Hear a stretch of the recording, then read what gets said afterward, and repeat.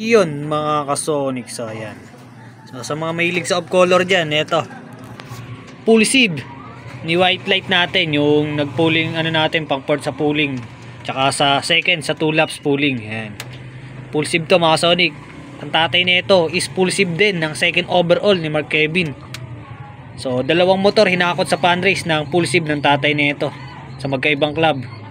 So pares first overall yun. So sa mga gusto, ayan, sa maghanap na maganda pang umpisa, kunin nyo na to. Ang nanay naman nito, Battenberg Bande Merwe, line mismo ni Boss Edison Yap. Ayan, so off color lang siya, throwback ang nilabas. May kapatid to na ganito ring ng kulay, halos pang south naman, pang lalaro ko ng south. So ang full sieve niya ngayon na nilalaro ko ng NDR si White Light. So medyo wala lang sa kondisyon si White Light, kaya medyo sumasablay na sa speed, pero nung mga panahong maganda pa yung liparan niya, ayan, maganda-ganda. So ito, sa mga gusto naghahanap na pang-umpisang off color, ito, PM na. Hindi yan budget meal, pero pwede natin ipahulugan yan kung paano. PM lang. Peace.